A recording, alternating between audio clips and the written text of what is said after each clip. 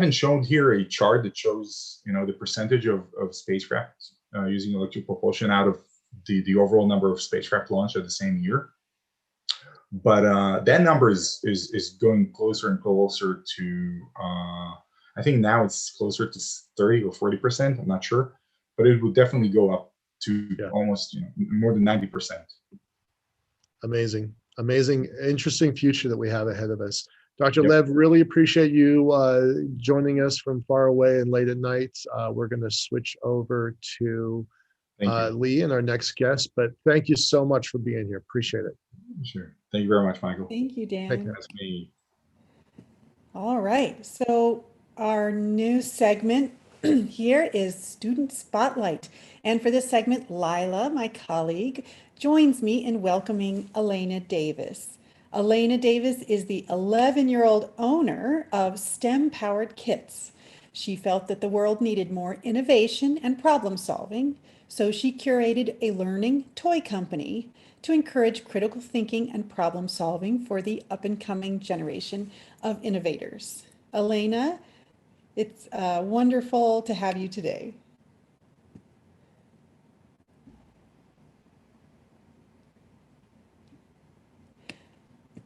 Have you, as Leo allowed you to unmute your... There you are. Hi, Alaina. Hi.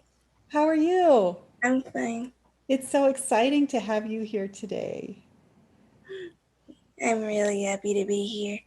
Good, good. You listened to the last few minutes of that prior talk, and it sounded like he had done some problem solving as a kid too, didn't it? It did.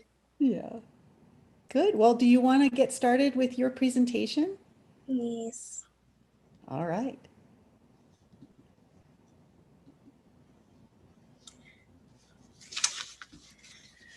Hi, my name is Alaina. I'm 11 years old and I'm the owner of STEM-powered kits. Today, I'll be speaking about how the skills my STEM kits develop might benefit someone who wants to design, build, or repair moon rovers, rockets, and even satellites. First, I want to tell you how my company came about. It all started from a science project I had to do for my 5th grade class. This particular assignment, we were going over electric circuits. Most of my classmates do diagrams and wrote essays, but I wanted to be different, so I decided to film myself putting one together. Before I turned it in, I gave it to my mom to look over. She thought that I looked like a natural and very knowledgeable on camera, explaining how everything worked. For years, I watched my mom build and grow businesses and wanted one of my own. She told me if I found something that I truly loved, then she would help me to start and grow my business. I brought the idea of STEM kits to her. She loved it, and STEM-powered kits was born.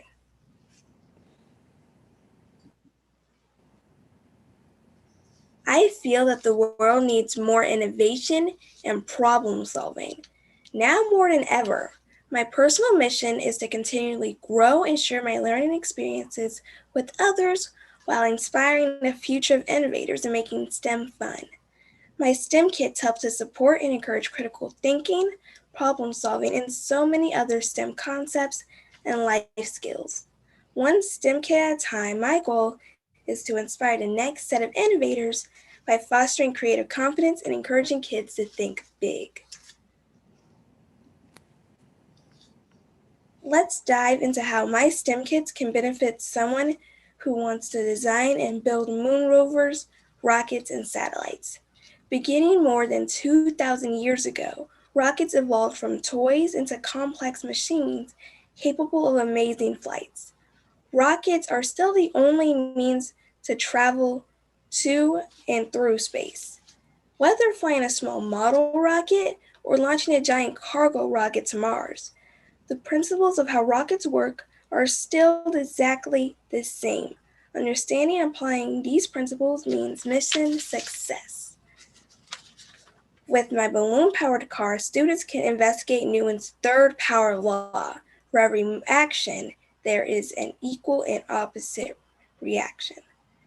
Concepts explored in this kit includes change, constancy, measurement, motions and forces, geometry, data analysis, reasoning, and proof. The balloon car is an excellent demonstration of Newton's third law of motion. Air is compressed inside a balloon that is expanded when the nozzle is released. The balloon returns to its original unflattened size by propelling the air out of its nozzle. The straw mounted to the balloon extends the nozzle beyond the rear end of the car. The action force of the expelling air produces a reaction force that pushes the eraser in the opposite direction. The eraser's wheels reduce friction with the floor and the eraser takes off.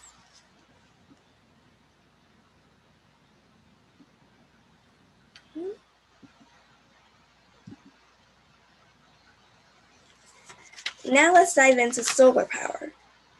Spacecrafts that orbit Earth, called satellites, are close enough to the sun that they can often use solar power. These spacecrafts have solar panels which convert the sun's energy into electricity that powers spacecrafts.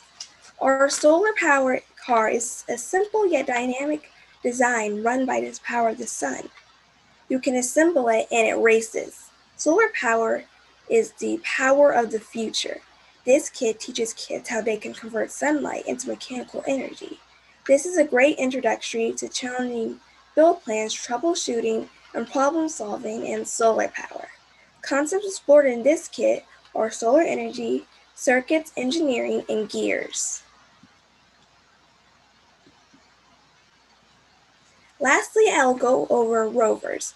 NASA plans to land astronauts on the moon by the year 2024. The astronauts will need moon rovers to drive across the moon's surface, carry supplies, help build their outposts, and explore the area. Our electric Jeep is similar to moon rovers because it has good traction, very stable, and very powerful. Depending on how you wire the Jeep, it can either move forward or backwards. Building every part of the Jeep will inspire a child's imagination and exploration spirit. This STEM kit allows trial and error. In the process of assembling an electric Jeep, kids can learn how to problem solve, which builds their confidence to face trouble in the future. You can even change the battery out for a solar battery and power the Jeep by the sun. Concepts explored in this kit is engineering, electric wiring, gears, and switches and circuits. Our STEM kits help children to feel more confident and capable with science and technology. They develop their STEM identity and technology fluency. By developing a child's love for science and technology, today you will help to ensure they are able to thrive tomorrow. STEM-powered kits will help them communicate, collaborate, think critically, and become inventors. We believe that creative confidence helps kids think big. Again, thank you for listening. My name is Alaina, and I'm the owner and founder of STEM Powered Kits. Alaina, tremendous presentation. I love how you took your company's story and then you applied it to our topic for today by sharing how your kits help prepare students who might be interested in space. Thank you for all that preparation and an excellent job. Now, you are from Savannah, where our team is today, right? Yes, that's right. Yes. And do you have some good teachers in Savannah? I do. Yeah, good. Well, you know, you may not know it, but a lot of space companies actually have trouble understanding who their customers are. And I wonder if you might give our industry a little bit of advice. It sounds like you've found a good way to connect with your own customers. Can you talk a little bit about how you found customers? Well, it was actually a lot of research to know what customers would want. And I thought since some people don't even know what kids would want, then I thought that I should make something that kids would want that other people don't really know. That's why all these kits I chose are all here, because I know that some kids would want this. They go from elementary all the way to high school. And so you used your own knowledge and interests to decide what your customers would like, and some research too. Yes. Yes. Oh, good. And let's see, we have a question from a colleague named Kevin. let's see. Leo, can you unmute Kevin? And remember, Alaina is 11, Kevin. I think I am unmuted, aren't I? There you go. Yeah, I hear you. I just wanted to thank her for her presentation, because while she was presenting, one of Foundation for the Future's previous presenters, Greg Autry, was tweeting to Dr. Phil Metzger about the cost of deorbiting the ISS. And then rather than spend $1 billion, they said, hey, why don't we just push it up to a higher orbit? And while I was listening to our latest presenter, and I used the words in my tweet back to them saying, what if NASA just used the money as an ion thruster industry impact investment, inspiring and supporting current and next generation ion thruster STEM innovations? So imagine they did that. So I just used her words because she inspired me to write. Inspiring and supporting current and future. Wow, thank you for bringing that up, Kevin. And Alaina, just so you know, some of those names that Kevin just mentioned are people who really know a lot about this industry, and people listen to them. And so the fact that your message has already, in a matter of 2 minutes, gotten to those two guys is really exciting, and you've already made an impact in the space industry. Lila, do you have any questions for Alaina? I'm very impressed, Alaina. Your presentation was so well thought out and so well put together. And I can tell you have an exceptional head on your shoulders, and it sounds like you've got a great support person in your mom. Can you tell me, before you started your company, what were your interests in school? And that's the first question. I also wanted to know I also want to know what you want to be when you grow up. That's a second question. I think you're on your way, but I'm always curious.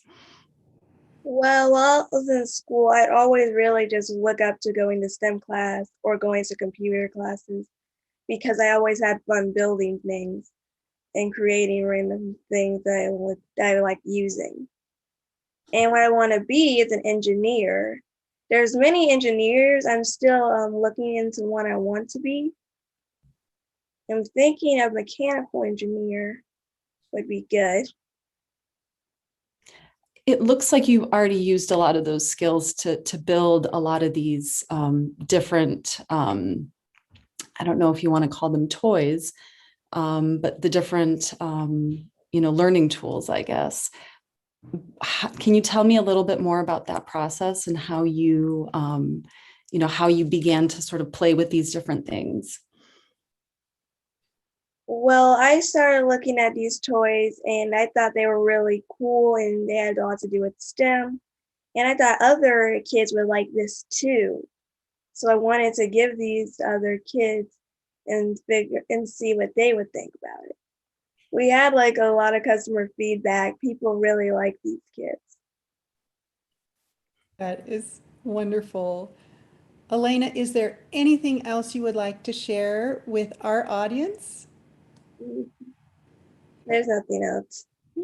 Well, it has just been such an honor to have you with us today. We really appreciate you being here.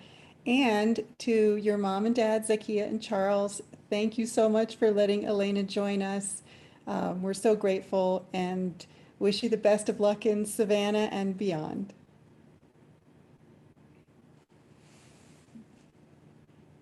Thank you, Alaina. Thank you, Alaina. Bye. Bye. All right. Well, that was inspiring, wasn't it? I think we're just going to take a quick move over to Savannah again, where we're just about to start our live in-person event.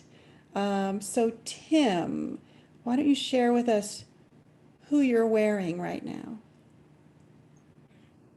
This is a Tim Chrisman, designed by me. My, I prefer to only wear my own labels. So I didn't know you were so good with the needle and thread. I'm not, I'm bad. That's why I'm sitting down. It doesn't actually stay together. So, yeah.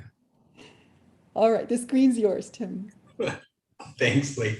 As I was setting up here for our live event, I was listening to the last presentation, and there's a moment for those of you who have kids, and I look very important and wise sitting in this chair, I just noticed, as I talk about children. Wait, just a minute, Tim. I just have to interrupt you for just a second. I apologize. Charles is not Alaina's dad.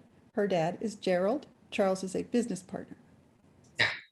No, and that actually helps what I'm about to say, because there's a point in the lives of our kids when we as parents have this weird choice that we can continue to see them as we first met them, or we can recognize that words like business partner for our kid is no longer a weird thing to say or to hear about them.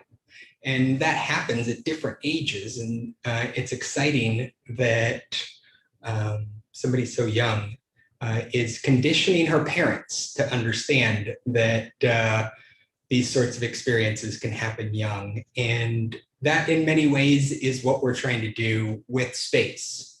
It's not this crazy, wild, ambitious topic that we're talking about any more than a child running a business is. Yeah, it might be unusual. It might not be a normal thing. But once you hear about the business case that she just made and why there is what there is and her hopes and dreams, in many ways that mirrors us in the space community as we start to talk about our hopes and dreams for the future of this. No longer is it, will we make it? It's how can we, where will we, when will we? And so that's an exciting sort of way to segue into what we're talking about here in Savannah. I'm about to go downstairs. I'm in a co-working space. We're going to go downstairs and do a live presentation of our workforce development Space Corporation presentation to entrepreneurs, leaders, and business people from the local community, and talk about how they can engage with the space community, not waiting for the Camden Spaceport to be finished, not waiting for someone else to take the first step, but instead trying, failing, trying, failing. And at the end of the day, they, like us, may fall 8 times, but so long as we get up 9, it's what winning looks and feels like.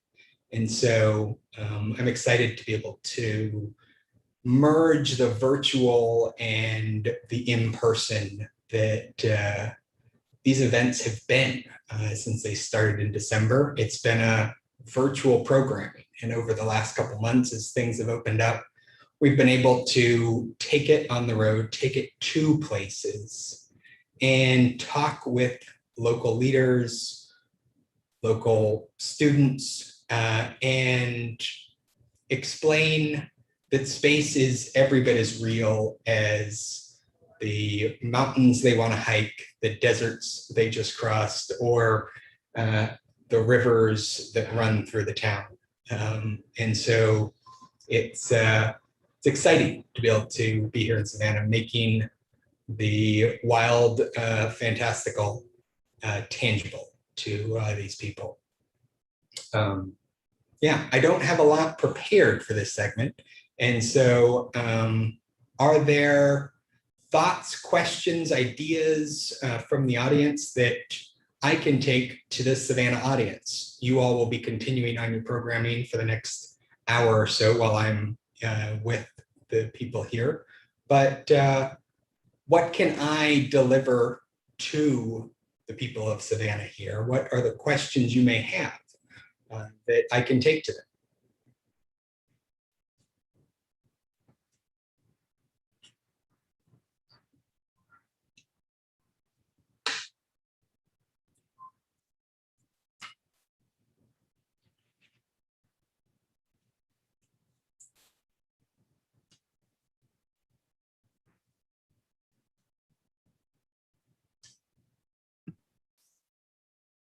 We had a lot of energy in the chat just shortly ago. Oh, Kevin, I'll let you go. Kevin, you want to ask your question? Okay, I'm unmuted now. Okay, since no one else stepped up, I just thought, well, ask the local folks what they need to become part of this space industry. The local people know better than anybody. As I just read somewhere, I think yesterday, the local folks know what they need. And if you open their mind to what's possible and they need stuff, then the dialogue can start. That's what jumps to mind first. Well, and to sort of follow up on that, many times the questions they have is, how is what I'm doing applicable? So in Akron, Ohio, one of the questions I got was, hey, I run a security company. We do sensors, cameras, and other integrations for security suites. How are we supposed to play in space? And one of the things I talked about with that young man was how in space, we're not trying to keep people out, we're trying to keep air and people in. And so the same sensors that he was deploying places could very well be adapted for use in space with some hardening. But in many cases, they're wondering how long until what I'm doing is something a space company might need, or who in the space industry could I talk to? And so I think you're exactly right, Kevin, that asking them, what would it take for you to make the jump? I think it's incumbent on us as well to show them where they can jump. Mm-hmm.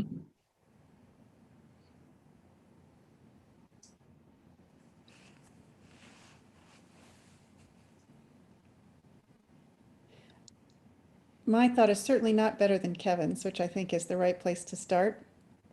But the chat really lit up. As soon as we turned off the water cooler, everybody wanted to chat.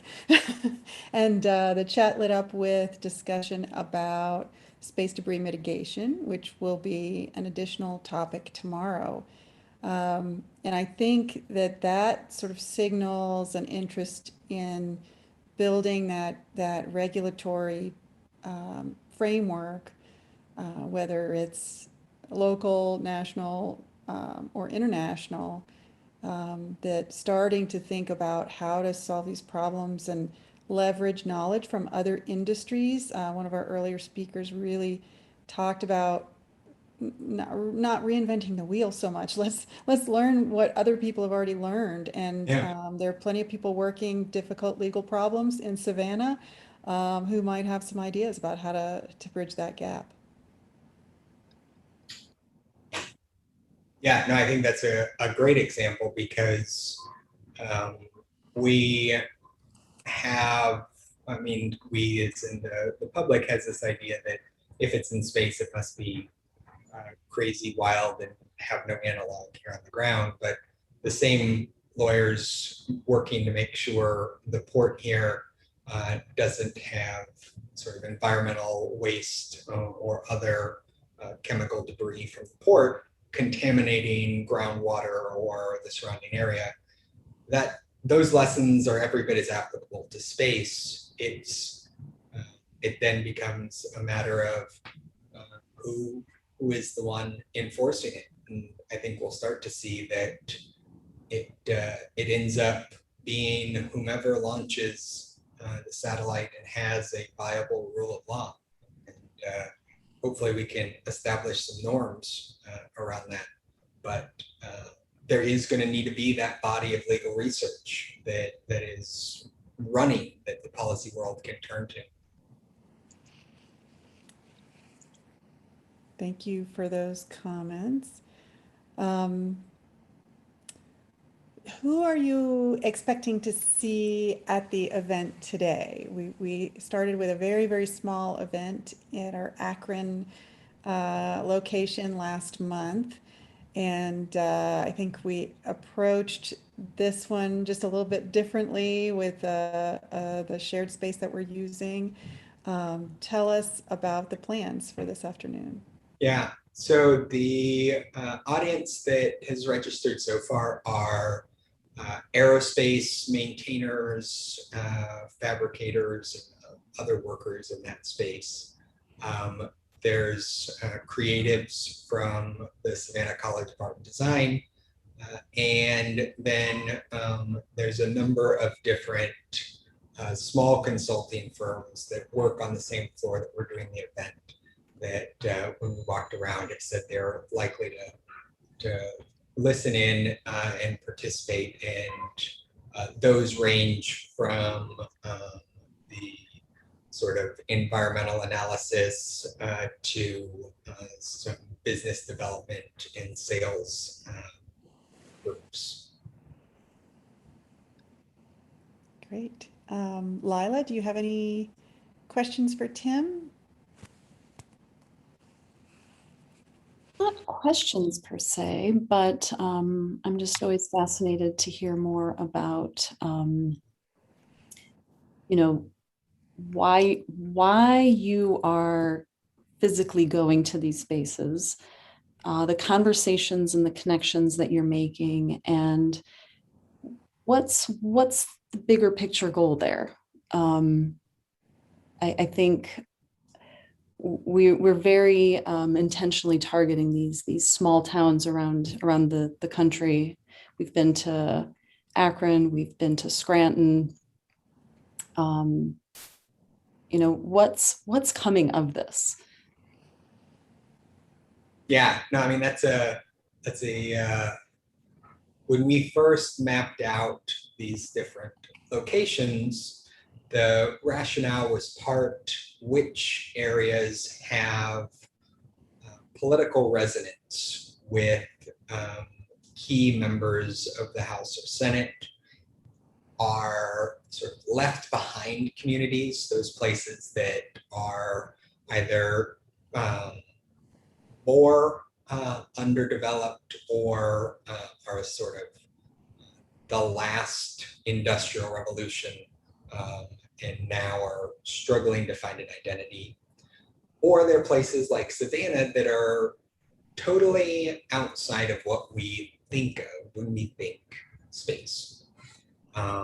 And the whole idea is to not only make the connections on the ground between, like yesterday, the Georgia Office of Apprenticeship, but also to be able to start establishing a reputation locally for being a space group that shows up where they are. We're still getting people contacting us from Akron and Scranton saying, I wasn't able to come to your event. It was so cool that you came to our town. This is not something that's normal. We don't expect stuff like this. And our goal is to be that group of weirdos who go to the places that are left behind and explain to them that they have a role to play in the space community. Do they want to come along?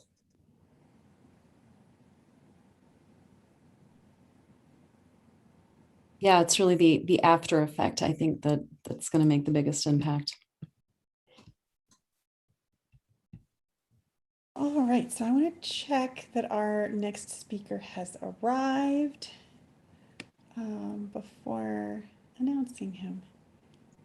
He was on earlier.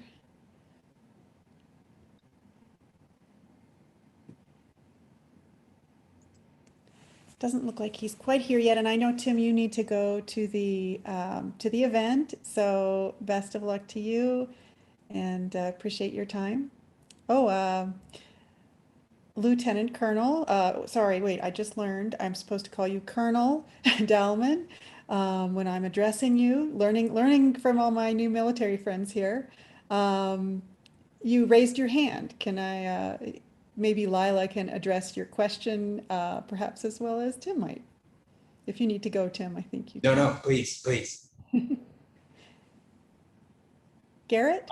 Actually, miscommunication. I thought I was the next speaker and I was letting you know that I was here. Apologies. Well, let's see if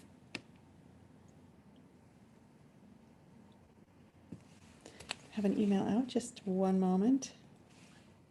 Lee, I think that might be great if Lieutenant Colonel Dahlman went first and then swapped him around. I got a message from, yeah, okay. Okay. Yes, so if you can go ahead, Lieutenant Colonel Dahlman, let me know if that's all right and we'll announce you. That'd be just fine. Thank you so much. All right, so Lieutenant Colonel Garrett Dahlman is our next speaker, and as Director of Outreach for the Space Force Association, Mr. Dahlman works to inform national space strategy and policy, advocate for resources for the United States Space Force, and educate the public about Guardians. He has an MS in Space Studies and has been published in Air and Space Power Journal. Mr. Dahlman is also a space officer and a master air battle manager with over 2,000 hours in the E3 AWACS and E8 JSTARS. Colonel Dahlman, you have the screen. Thank you very much. I appreciate that introduction. I'll say my piece real quick with a camera, and then I've got a couple of visuals to share with the audience. First off, it's a privilege to be here. So I'm speaking in not in my capacity as a Guardian, but in my capacity as a space advocate and volunteer through the Space Force Association. And it's really encouraging to me to hear the tone of all the conversations throughout the morning. You've covered so many things that are important to national security space and selfishly that are on the agenda of the Space Force Association over the next couple of years, everything from developing a competent industrial employee base to supporting future capabilities that are going to be necessary to open the future space economies, both Earth-centric and cislunar, and then sort of the national security implications of that, of, you know, what does it mean to keep that a place that is open for cooperation and nonviolent competition. So real quick, I'll switch over the general idea, as I understand it, was just trying to get an idea, and it does seem like nobody else has covered it too much, of what the Department of Defense thinks about logistics and what are the parts of logistics that apply to space. This is going to be very, very broad. I am neither specifically a logistics expert, nor am I trying to speak on behalf of the Department of Defense for requirements. So my general approach here is to give some generic education and then present some questions than answers. And then I'd open it up to QA and see if I can refine the conversation at all based on the things you specifically want to talk about. So that's sort of my way of warning that if something comes to mind as I'm briefing, please take note of what that question is so we don't have an awkward silence at the end. So I wanted to start by just describing sort of where my mind is at as I answer the questions that Lee asked me to answer. And that really goes to this set of beliefs that the Space Force Association has just started communicating about. So we really believe that the orbital environment will be profoundly different in the next couple of decades. And I don't really need to rehash that to this audience, but the short version is the number of nations that will be participating beyond Earth orbit, the amount of profit and the types of industries and commerce that are driving that profit will grow. And really, I think from a national security standpoint, one of the really big changes is that we'll be going from, you know, roughly 5 Americans and 10 humans in space at any given time, to dozens from numerous nations and living farther away. And if certain companies meet their goals, you know, there will be some people who will say, I don't work in space, I live in space. And that's a radically different security context. So regardless of political context, we really believe that the fundamental security interests that drove an independent Space Force are very real, and they're increasing. So all the things you hear in the media about unprofessional behaviors from certain countries, those are really valid. They've demonstrated publicly the ability and the willingness to do some irresponsible things. in order to shape norms in their favor. So I don't think it's necessarily about instigating violence. It's about creating norms that then eventually become laws that are favorable to their way of doing business or their form of government, and not ours and our allies. But the cool thing is that I really believe that everybody in the Space Force Association believes that the opportunities are greater than the risks. So the types of industries that we already have in space will only grow, new ones will emerge. And the best way to keep everybody behaving in a responsible manner in space is for them to see that it is more profitable for them to continue to work together than it is to fight over a limited resource or access. So what does that all mean is that we think that the Space Force's best role in national security space is to grow prosperity first, is to do the things that will reduce risk and reduce cost and increase cooperation within the US interagency and the whole of government, but also internationally. And that's actually the first thing that we should do. And then all of the ability to break things in space is just that thing you hold in reserve as a credible deterrence and hopefully never use. So that's sort of where my state of mind is as I present a couple of things.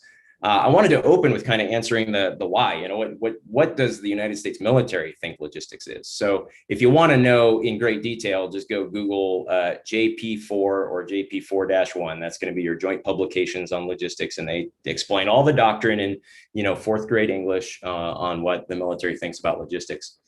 But I'll sum it up to say this, that General Barrow said that amateurs talk about tactics, but professionals study logistics. And what did he mean by that? I think this gives it context, that logistics sets a campaign's operational limits. So whatever it is you're trying to achieve militarily in space for whatever ends, you can only keep it up as long as your logistics allow. You can only go as far as your logistics allow. You can only outmaneuver the enemy as much as logistics allow. So if you sum that all together, logistics is the bridge between the economy of the nation and the tactical operations of its combat forces. And I think that's really useful, and especially words like harmony, because, you know, going back to the SFA mission, we really believe that the way to be a leading space power in the coming century, not just the United States, any country that wants to do that, is inherently whole of government. The monolithic government-led purchases that were the way we chose to accomplish big space goals in previous decades is not the way to do that now. And one of the main reasons, aside from technology, is because the goal is different. The goal is to sustain. The goal is to make the outward expansion of human interest and human life a thing that is inherently profitable and doesn't require a huge, giant leap of faith every single time. So all of that said, I'd like to sort of orient you to Garrett's way of thinking about the operating environment, and then we'll lay some logistical questions on top of this. So what you see here is a couple of things that are sort of based on current US Space Force doctrine. So you've got on the far left in white and black are domains and regimes. So you have the terrestrial domains, land, sea, and air. And then in the space domain, up above that line where it says air, are what the space capstone document describes as regimes, operating regimes. And those are geocentric. So not necessarily a strict orbital regime like low Earth orbit or geostationary orbit, but more saying that this is the area of operations in which most of what I'm doing probably is pointed down at the Earth and has something to do with the economy or the military operations happening in one of the other domains. And then you have cislunar, which is everything under the gravitational influence between the Earth and the moon. And then you have solar, which is just the current catch-all for anything else you might do militarily that is somehow farther beyond the gravitational reach of the moon, which currently is nothing.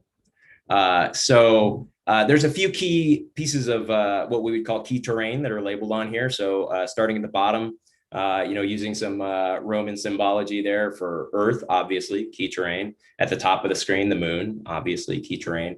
And then I went ahead and labeled the Lagrange points. And the reason there is just L1 in particular is a point that unless you want to spend a whole lot of extra energy, you're going to pass through there if you want to do anything to get to the moon, which makes it a very natural choke point, which is what those little purple arrows indicate. And then L2, L5, you know, well known from the O'Neill legacy as places where it can be very affordable to sustain anything from science missions to, you know, industrial manufactured habitats, who knows?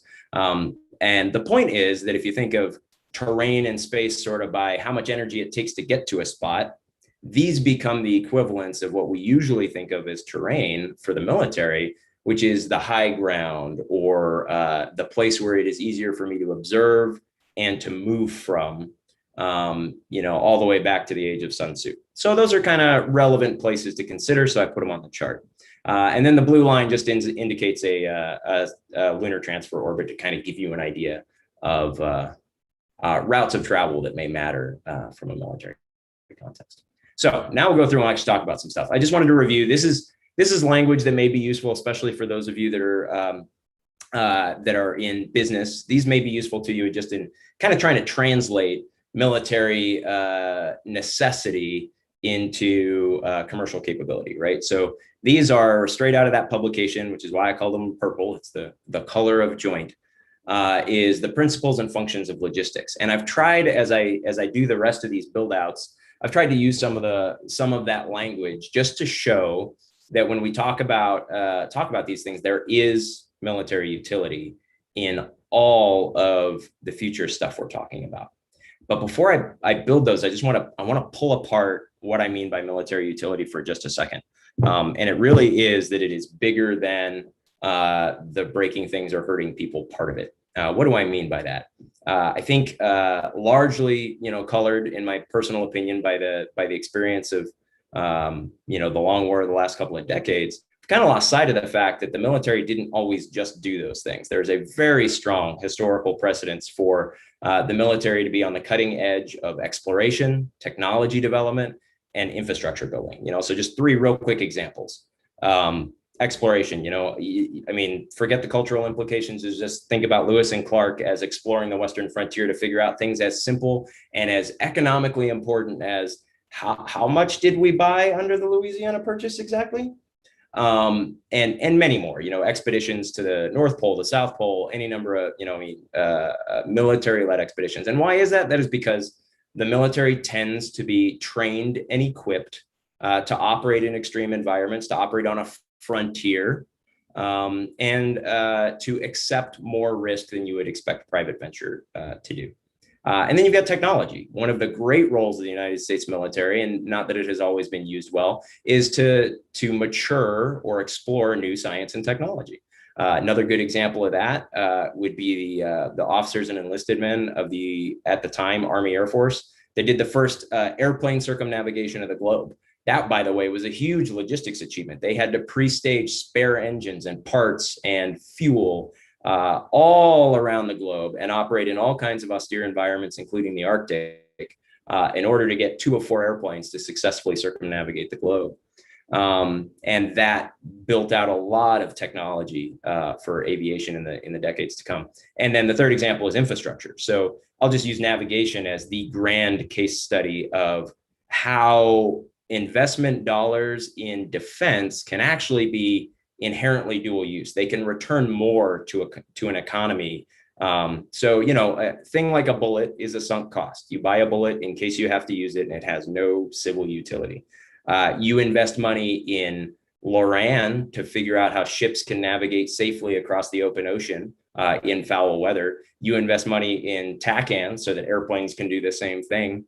And then you invest in GPS so that, yes, you can drop precision guided munitions and operate behind enemy lines, but also to enable $3 to $6 billion of global economy daily. Those are things where you can invest in a military capability that will have, that is fundamentally logistical in nature and will return enormous investments to all of the elements of national power, diplomatic, information, military, and economic, as well as have obvious military utility in the case that you have to use it. So that was a little bit of a rant. I promise I'm going to talk about logistics. So here's just a couple of examples with questions, right? Number one, getting things to a place where you can put it on a launch vehicle and get it into orbit, right? I'm going to read through all of these. I see some people straining to look. Hopefully it's more legible when you get your copy sent out. So the questions that I start to ask here is, I mean, this interacts with the principles and functions of logistics. Supply is inherently one of the functions on its own, but also it requires engineering and supply and operational contract support in order to get those things done. So what are some of the hard questions for the Space Force right now about that? What's the capacity that's going to be required tomorrow?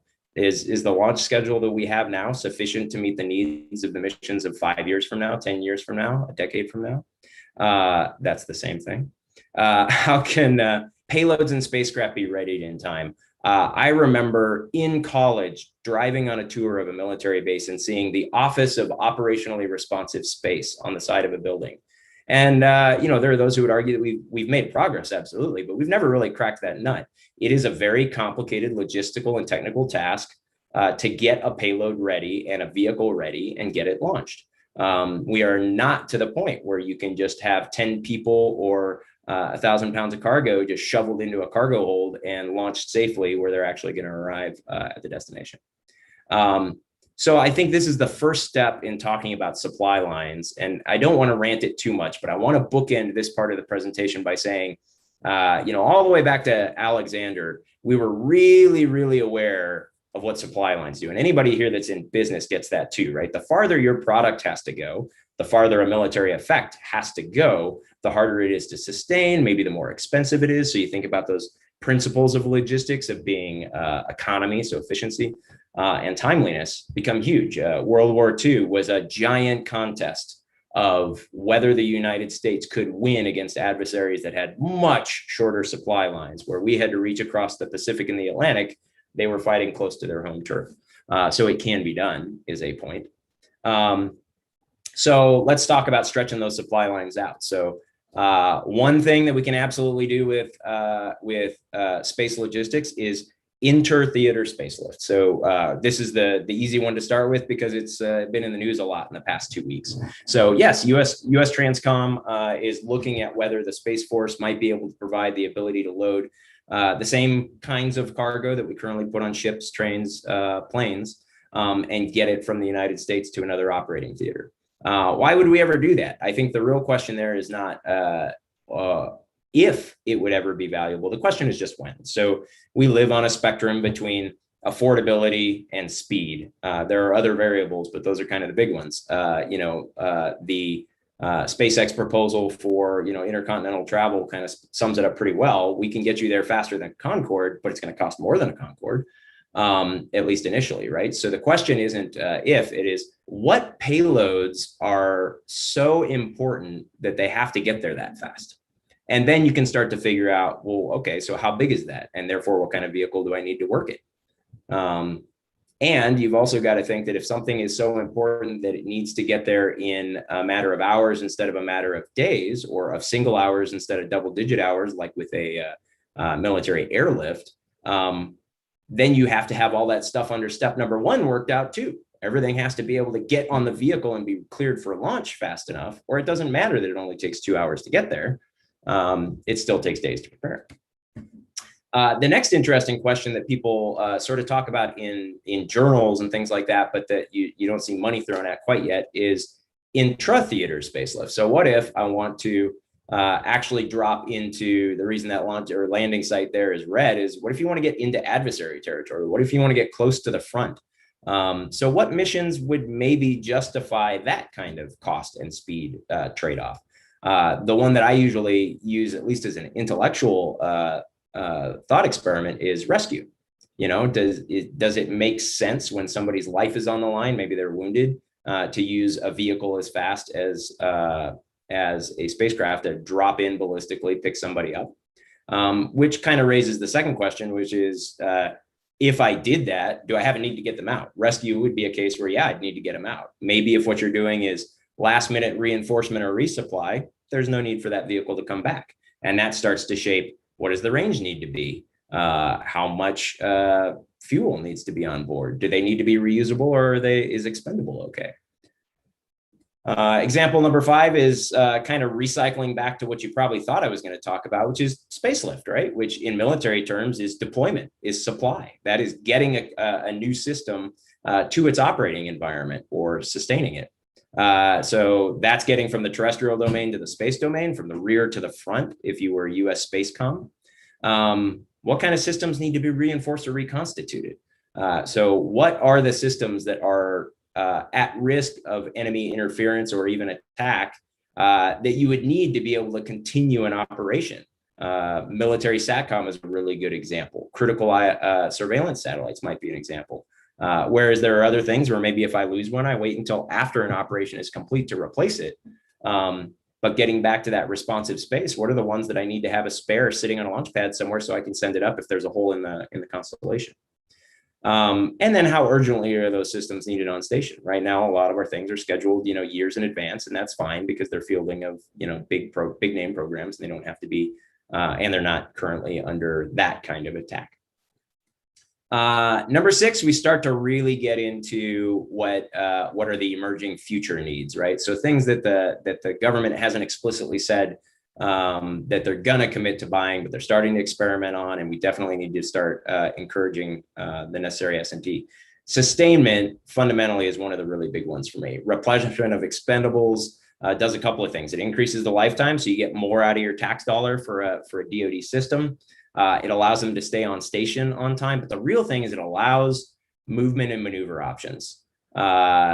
So how do you do that reliably, flexibly, affordably? And there are a lot of capabilities that would contribute to that. That might be fuel depots, that might be space tugs, that could be any number of things. Talking about a tug, one of the other things you could do if you had the capability would be reposition. So in logistical terms, deployment and distribution. So movement from one new area of responsibility to another, which often takes a long time. So how do we do that? Because you're worried about efficiency of your lifetime. Most movements and maneuvers in space right now, because there's no refueling, means that it is always a trade-off of, yeah, I could get there really fast, but it means I'm going to deorbit a year earlier. And those are very difficult decisions to make. It'd be nice to have third options, right? To make that not a zero-sum game. So what systems are low density and high demand, i.e. that there aren't enough of them to go around when supporting a terrestrial theater? The commander of US Indo-PACOM wants it as much as the commander of EUCOM, and you have to decide on a monthly or annual or day-by-day basis which person gets the limited, which command gets supported with the limited capability. And then you've got redeployment. So no kidding, going to a totally different theater. I used the regimes as this example. What if I actually want to go into the cislunar regime for a valid mission reason and then come back? It maybe be really nice that a certain system or system of systems could service multiple regimes, and I don't have to have a different thing to operate in LEO, to operate in GEO, to operate in cislunar. What kind of capacity and capability would cislunar economy drive for the Department of Defense? And what can cislunar basing be responsive to geo or terrestrial threats? So you could sit at L1 higher up in the gravity well. Is that a good place to be? Can you still get to support US EUCOM in time? And then finally, resupply. So true resupply, meaning I'm getting things from where I'm at. So how can in situ resources be affordably distributed, and what supporting missions might that require? It's not just about burning off, lunar oxygen and then shipping that up to orbit. There's a lot more involved that happens around that. Some of that will also maybe be a military requirement. So that brings me, again, bookend back to what would Alexander do? So yes, he was aware of logistics. He was so aware of logistics that he knew as he went out and explored militarily on these huge expansive frontiers with a really big standing army, he couldn't supply it from Macedonia. He had to live off the land. So he did it in some oppressive ways, sometimes in some cooperative ways, others. But the point is, he used the farms and the mines and the forges that were available in the countries that he was in, not in his homeland. And so sort of my recap there is the exclamation points is that the three big things for me here are that would be strategically game changing, just leaping right past, not tit for tat with an adversary or a competitor, but both economically and militarily, dual use and game changing. would be being able to resupply spacecraft so that they can have literally movement. And so they would not have to make that zero-sum trade space. They would be able to have movement and maneuver options that somebody who doesn't have that capability simply does not have. To be able to reposition and redeploy, that could include being able to have a space-based solar power satellite that you can point wherever the current expeditionary base is, and then resupply, the ability to actually generate especially fuel without having to truck it up with step 5 every single time you need more gas. So I know that I'm busting time, but that was kind of where I was at. I'll just sum up to, I really already said these points, but the point was to kind of come back to, I told you what the SFA believes, what are the kinds of capabilities that would allow us to achieve that? But again, we sort of already talked about that, so I won't rehash it. I know that I burned my most of my Q&A time, but I am happy to answer any questions anybody has. And I thank you very much for your time. We've still got a couple of minutes. Really enjoyed that. It would have been a huge gap had we not had you come today. We talked earlier about the good diversity of speaker perspectives in the morning talks, and this kind of fully rounds that out. So really appreciate you being here and representing Space Force Association and giving us some insight with Space Force. I wonder if you could talk a little bit about military budgets, right? I mean, you would think that Space Force's budget will be growing, but overall US military budgets are shrinking. Can you talk about some of the drivers behind that and where you see things going with your challenge to invest in some of these good return on investment type things that the military is good at doing? Yeah, absolutely. This is a really good opportunity to again say that I'm speaking as a private citizen, and these are purely matters of opinion, right? But all the news in the past couple of weeks about the NDAA that I've heard some other speakers talk about is really relevant. A lot of it has come across as, it's too bad that other department budgets aren't growing. Yay, the Space Force budget is growing. But there's another layer of analysis there that I haven't seen too many people comment on, and that is that if you actually pick apart what the $2.2 billion increase for the Space Force was, it really sums up to only two things, and it is the transfer from the Army and the Navy of the operating and sustainment cost of the couple of units that are going to full on chop over, and they're going to change from being joint units to being Space Force units. So of course that budget line item comes with it.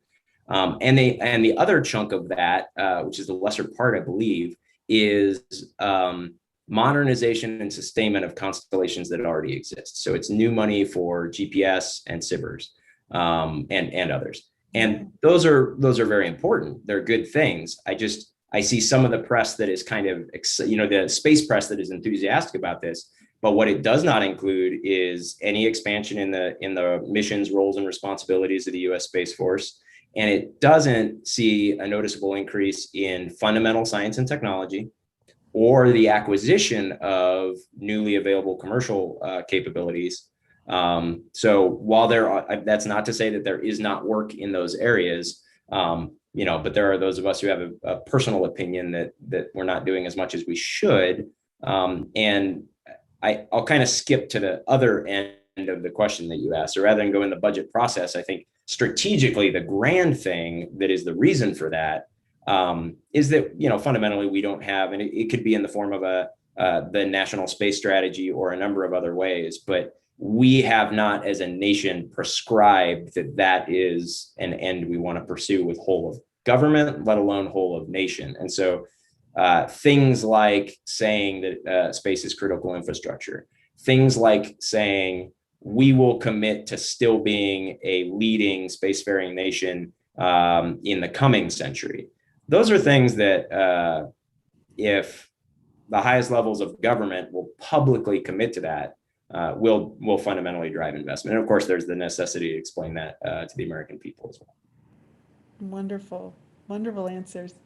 Really appreciate you joining us, Colonel Dahlman. And my privilege. Thank you for being here. Thank you. All right, our next speaker is Scott Larson. with more than 2 decades of experience in technology, primarily in space technology. Scott has co-founded and led several new space companies, including Alpha Insights, Earthcast, and Helios Wire IoT. Beyond space tech, Scott has also worked in finance, advising SMEs through restructuring, mergers and acquisitions, and the like. Scott, the screen is yours.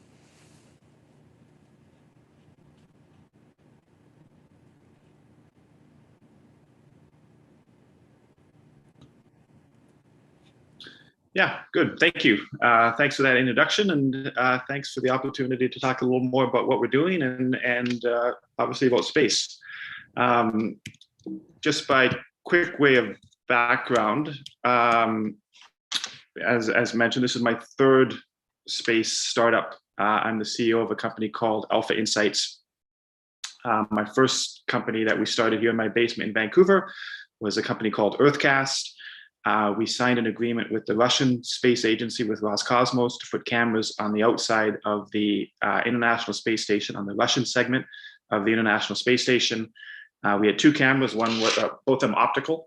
One was about the size of a garbage can, if you will. It was pointed directly down, and it could see anything that's 5 meters big, so 5-meter resolution. From a camera in space standpoint, that's kind of fairly standard, actually. The other one was a little more unique, and it was mounted on this arm that we were given that we could hover and hold and point and direct. And so if you imagine the space station, it's the size of a football field. It's about 250 miles up. It's traveling on Earth at 15,000 miles per hour. The one camera is pointed directly down at nadir, and if it's going over the suburbs, it's seeing the rivers, the roads, the fields, the farms, kind of whatever it's seeing. And the other one was on this arm that we could point over a downtown area and take about a 60-second video clip in full color at 1 meter resolution. So anything that's 1 meter big. So a golf cart, cars, groups of people in white shirts on a green field, if you will. We saw a guy water skiing once in someplace in Spain, and so kind of cool. We scaled it up. We took it public. We raised a couple $100 million. I stepped down 5 years to the day from when we started to go do another satellite company, which was Helios Wire, and we were building out a satellite-enabled Internet of Things network. And we had the technical ability to track about 5 billion devices, kind of connected devices, if you will, from space. We launched 2 satellites, one on a Russian Soyuz rocket, one on a SpaceX. And I think we might have actually still hold the record from incorporation date to first satellite launch, which was about 15 months. Anyways, we sold that company about 1.5 years ago to EchoStar, a large satellite operator out of the US. And then we started Alpha Insights. And so we are a synthetic aperture radar, or SAR company. And I'll come back and talk a little more about this in a minute. But a SAR, in our case, is more or less a large flat panel, 4 feet by 8 feet long, if you will, about the size of a parking stall. It's mounted to the bottom of a satellite. It's pointed directly down, and it sends down this electrical pulse. The pulse hits the ground, bounces back to the spacecraft, and then that reflection is interpreted into an image that we can see with our eye. And so because it's not a lens that you put on the end of your camera or with your phone or whatever it is, because it's this electrical pulse, you can see through clouds at night, kind of underground, and there's different use cases that are intriguing. Anyways, all that aside, what I was asked to do today was just kind of talk about satellites. How many there are, what do we use them for, how long they've been up there, dig into a little bit use cases, perhaps as they relate directly to what we're doing, but just truly talk about satellites. And when you're talking about satellites, one of the issues is that, in fact, we don't know how many are up there. If we start to take a guess, it's already outdated. There's satellites that most of us don't truly know about. And so it gets a little bit weird. What we tried to do today was kind of draw a line in the sand, go back a little bit, a few months, draw a line in the sand, and say we're going to start from there. And these numbers aren't to the single digit, but broadly speaking, there's about 6,000 satellites in space. Most of them have actually stopped working because they've been launched over the last 30 to 40 years, and they failed, or they've just expired, or they ran out of power, or some of the equipment broke, or space is a hard environment, of course. And so about 3,200, 55% of the satellites that have been launched have actually kind of stopped working. The rest would be commercial, some government, obviously some military, some dual purposes kind of satellites, and we'll get into the use cases here in a minute. But if people want to know how many satellites are in space, there's 2,800 that would be working, and then a little more than that would probably be not working. And so these are just satellites. This isn't space junk. Since we started launching satellites in the late 50s, there's been about 6,000 rocket launches, not including failure. So that's a lot of rocket launches. In total, there's been just over 11,000 satellites launched, which equals the mass of those is about 9,500 tons, which is about 1,000 school buses. And so there's a lot of stuff up there. And so this is just satellites. This isn't space junk. Space junk, of course, that's a whole nother conversation. Those satellites that we've launched, 11,000 satellites, we've actually had about 500 collisions. So satellites that have bumped into each other, satellites that have purposely been shot, exploded for people wanting to do a little missile practice here from Earth.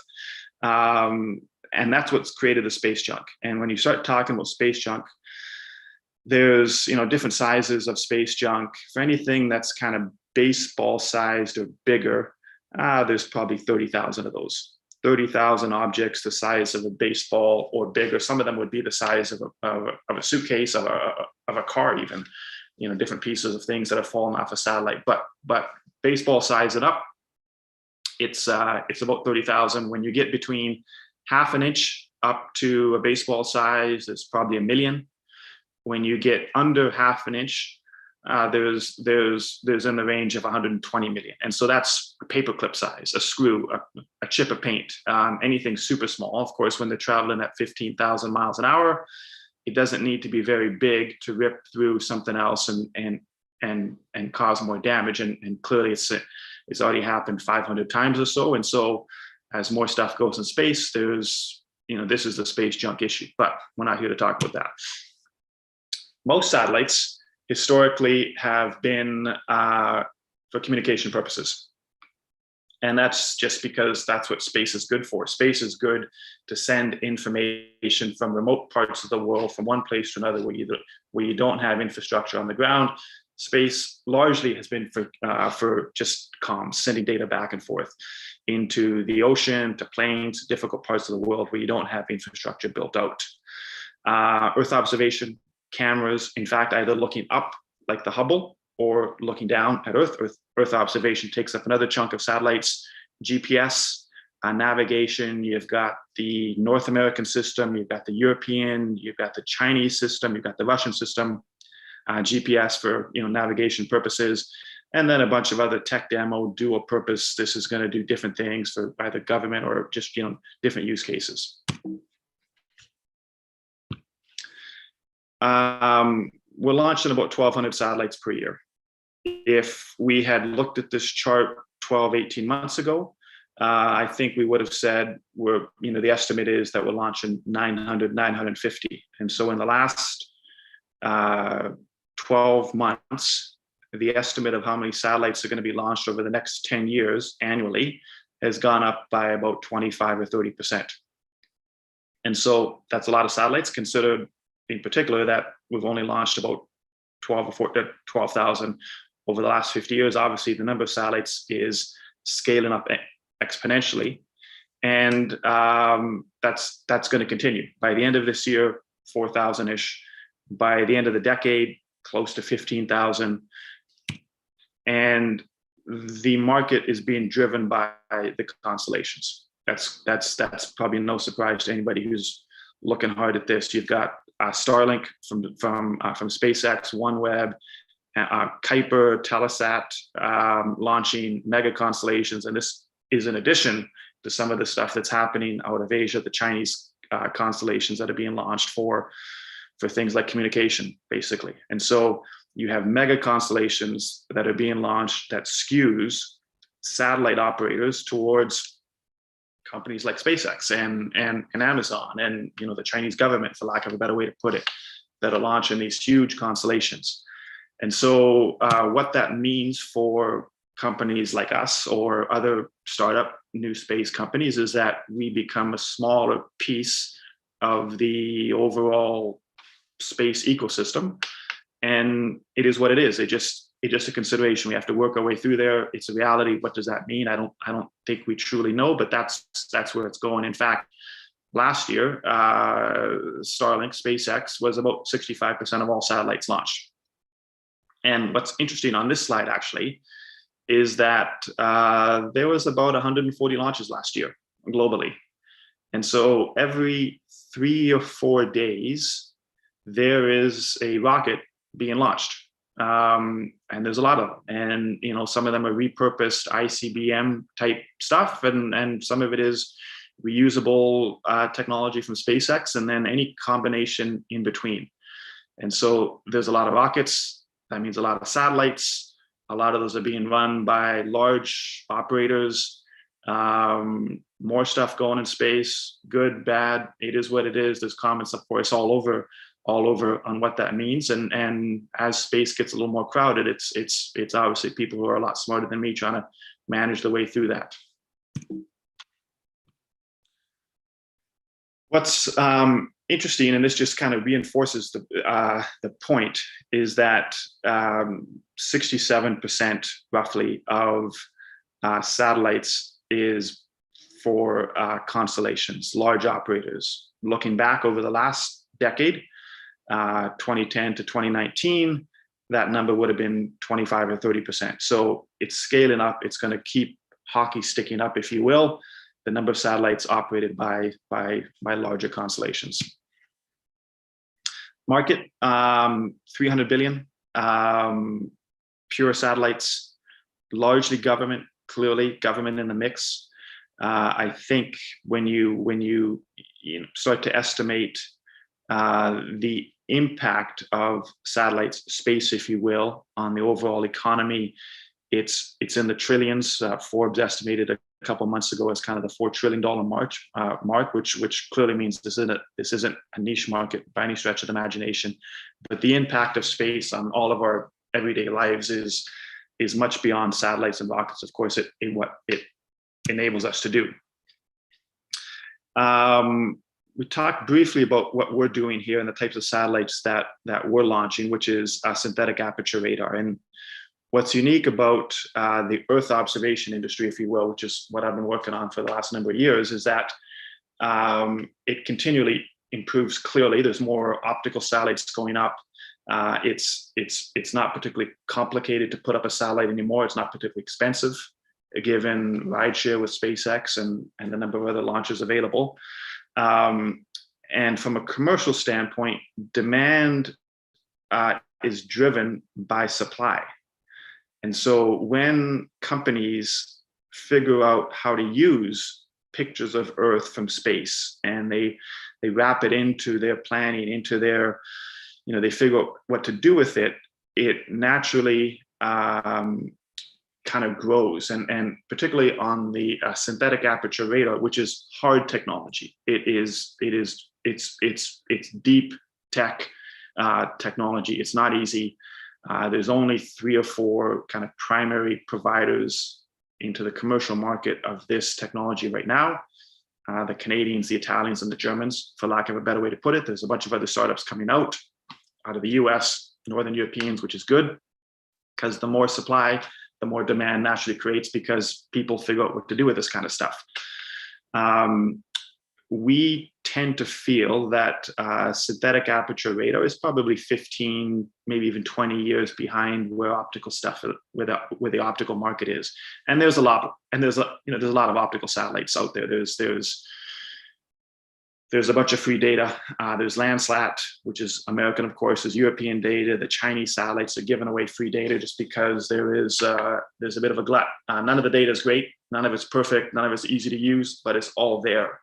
And as people improve the algorithms, then the information from that data just becomes greater. The standard use case that people talk about from an optical standpoint is just counting cars. And so 25 years ago, if you wanted to know how many cars were in Walmart's parking lot, of course, you sent out a university student. They counted the number of cars. They picked up a payphone. They said, yeah, there's 300 cars in the parking lot. And some random person used that to make some determinations. And then that rolled into taking pictures of those parking lots from satellites and counting each car with a little magnifying glass.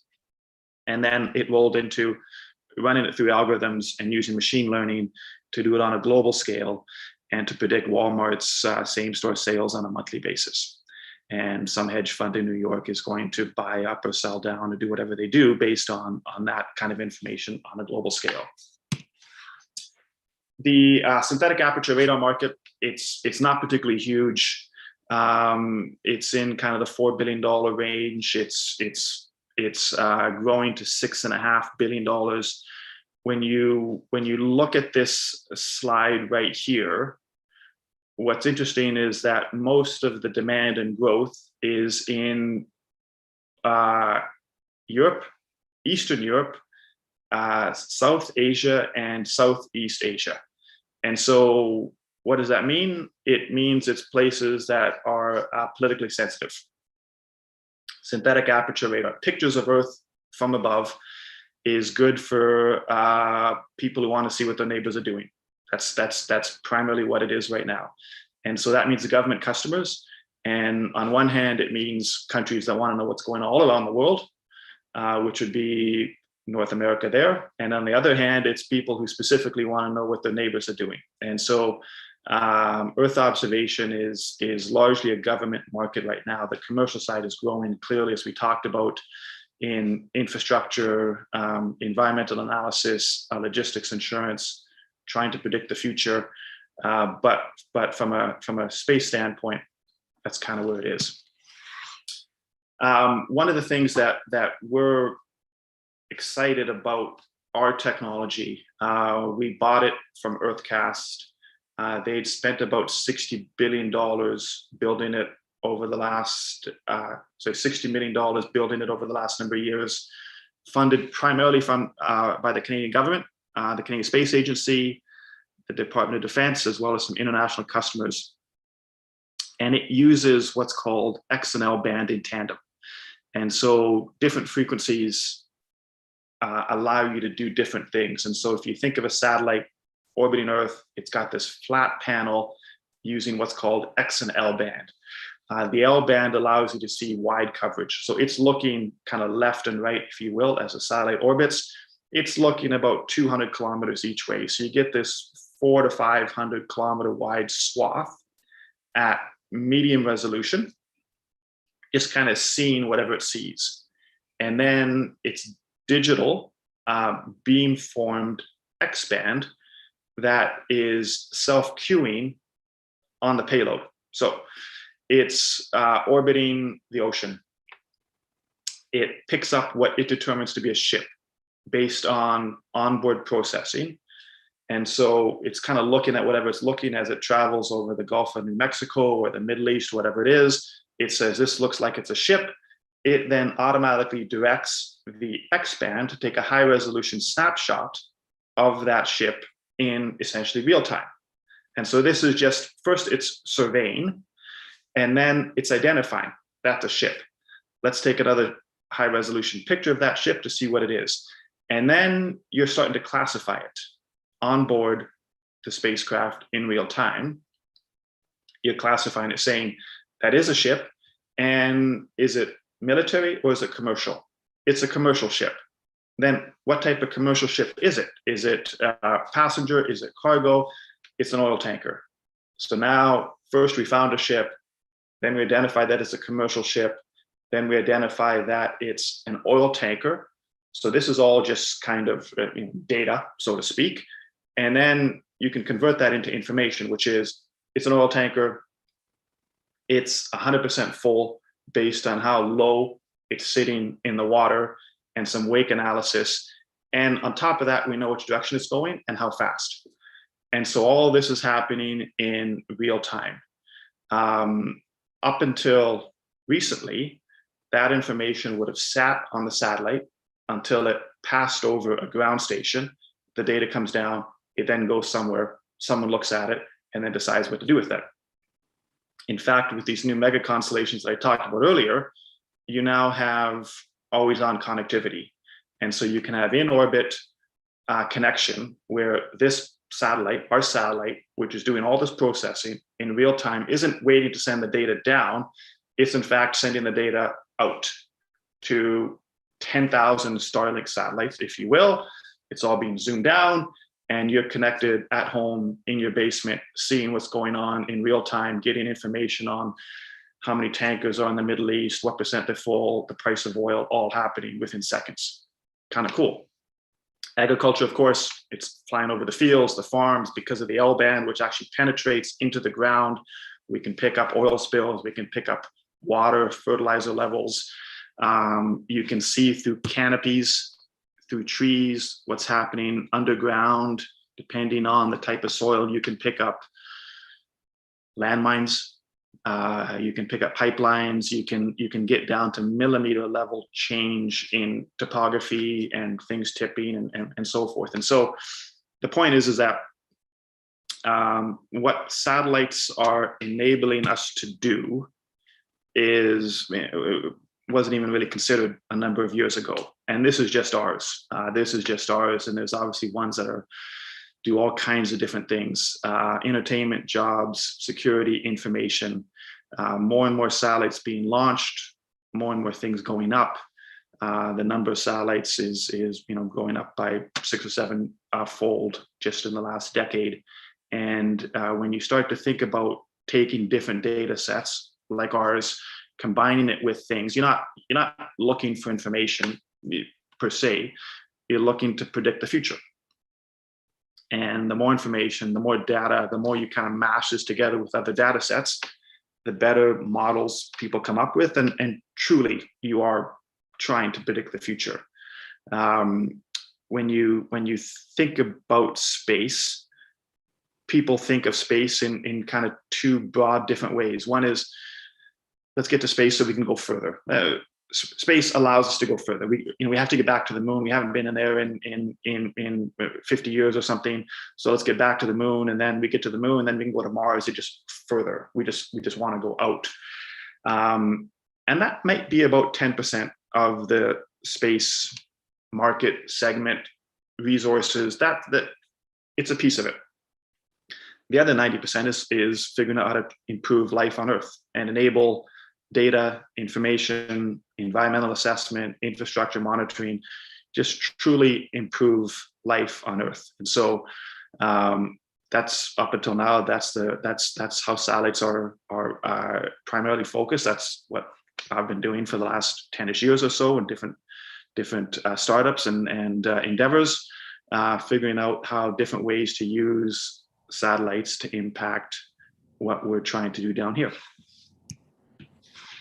Thank you so much, Scott. What a fascinating talk, and to have a serial space entrepreneur who's actually continued to have profitable businesses, successful exits, and some wheeling and dealing with old companies. That sounds like you've chosen a good line of work. Can you talk a little bit about data management? Your description of somebody sitting in their basement ready for the data to come in and to do their interpretation and apply that immediately to both predicting the future and taking action on that prediction. That's not always quite how it goes down. So talk a little bit about how you manage the volumes of data that are coming in and what you see, where you see the industry going with that. It's super tricky. It's super tricky. Our satellites, one satellite will generate up to 20 terabytes of data per day. So it's an obscene amount, which is the point of why we have onboard processing, because just, you can't send that much data down, and you can't do it effectively, and you can't do it economically. And, that kind of bandwidth doesn't really exist right now. And so having onboard processing where most of the data is irrelevant, it just doesn't actually matter. It just nothing. And so being able to take snapshots, high resolution image chips, and only send down a small file, either directly to a ground station or to other satellites, and then down to whoever's sitting in the basement home, enables, so you get the same information without having to process through the 20 terabytes of stuff that you don't actually care about. So it's getting smarter. Yeah. But yeah, it's Earth observation, whether it's optical, which has its own issues, clouds and night, and you're taking a lot of pictures of clouds, which are kind of pointless. But it's an issue, and we don't quite have it solved, and we think we're solving a small piece of it, but it's, then you get into storage and all the rest of it. So it's a never-ending issue.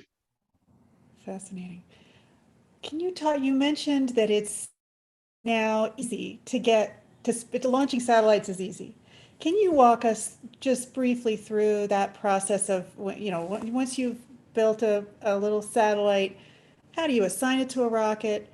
How long does it have to wait to get up there? Are you batching them? Does it matter if you batch them? Is there a bulk discount? And then after just describing how it works now, say how much worse it was, say 10 years ago. Yeah, so 10 years ago, for most companies like ours, you're launching small sats. So these are satellites that are going to low Earth orbit. They're going up to 600-ish kilometers in orbit. They're not large communication satellites the size of a van going to 30,000 kilometers. That's a different issue. So for most small satellites going to low Earth orbit, the ways to get there would be the Americans, the Russians, the Chinese, the Indians. And then depending on what country you were from, kind of steered you towards or away from one of those providers. And that was just, there's export issues, there's government regulations, there's people monitoring this kind of stuff. And so you naturally would pivot towards satellite launch vehicles that helped you, or that were allowed, for lack of a better way to put it. Yeah. And so you build a satellite, whatever it's for, you book a launch with one of those 4 providers. Let's assume it's with the Russians, the Indians, or the Americans for the purposes of this call, because that's kind of what you're allowed to do. And you book a launch for 18 months out. Inevitably, the launch is delayed because you're a small provider. You're a small secondary or tertiary passenger on that. A large customer takes the launch, and then they kind of fit the other small stuff in there. It's supposed to go up in the fall of 2022. You get to the summer of 2022, you call up the launch provider, and they go, oh, it's going to be pushed back by 14 months because every satellite that ever was built is delayed. And so now you're getting pushed back. And so for a small company, that's obviously critical, but you kind of manage your way through there. About 3 months before the launch is set to go up, they call up everybody and they say, is your stuff ready? You go, yes, it is. And you start shipping it to the launch site. And permitting regulations, depending on where you are, FAA, FTC approvals, launch licenses, all that kind of stuff. There was companies that would enable that. And about 6 weeks or a month before the launch date, everything is assembled into the launch vehicle. And it sits there waiting for weather, waiting for last minute, waiting for approvals, waiting for whatever. And rocket goes up, it spits out all the satellites based on wherever it's going. And you kind of hope yours turns on. You hope yours turns on. And well, first you hope the rocket doesn't explode, which it occasionally does, but you hope it turns on, and away you go. And so, yeah, over the last number of years, of course, with companies that handle this kind of logistics, it's gotten 100 times easier. And the customer service from companies like SpaceX, of course, makes it incredibly easier. You're booking ride shares. There's much more predictability in terms of schedules and timing and availability and all the rest of it. It's still tricky, but it's infinitely cheaper and more predictable, which is, as a commercial company, you're really hoping for. Yeah. Yeah, that makes a lot of sense. Thank you for walking us through that and for being with us today. It really was a pleasure to have you on. Thank you very much. Appreciate that. All right, well, that closes out our program for today. I'm going to turn it over to Lila to sign us off and let us know what's happening tomorrow. Thank you so much. Oh, thank you, Lee. Thank you to all of our speakers. Thank you to everyone here in the Zoom. Thank you to everyone on the live stream, wherever you are. Yes, again, Lee, thank you to you and to Brett for being such exceptional hosts today. You really made it a fun and engaging event. Join us tomorrow for more. We've got a lot of good stuff lined up. More dynamic segments like Space Saturday, where we'll discuss entertainment and the culture of space. Of course, we'll slide some logistics in there as well, but we'll have Thomas Reemer of Space Hero, which is the upcoming space reality show, joining us, which will be interesting. We'll have another student spotlight, and we will also present a $5,000 check to the winner of last month's New Space Business Plan competition. Our morning speakers will be Jeremy Scheel, Greg Mahalik, Pete Warden. They'll be discussing different logistics aspects of the future in space. Our afternoon speakers, George Neild, Mariba Jah, and Brian Whedon, will touch on space traffic management, operational risk, and safety in space logistics. You can see the full schedule on our website, which is f4f.space/conversations. Tim and Ashley will be in Savannah again, and I look forward to hearing all about their live event and the conversations that they had there. And once again, thank you to our members and supporters. We could not do this without you. And as always, if you have any questions, suggestions, or are interested in speaking or sponsoring or even getting involved as a volunteer, we would love to connect. You can contact me, Lila, it's spelled Laila at f4f.space, or Tim, that one's easy, at f4f.space. And yeah, without further ado, we'll see you tomorrow. And again, thank you. Have a great night.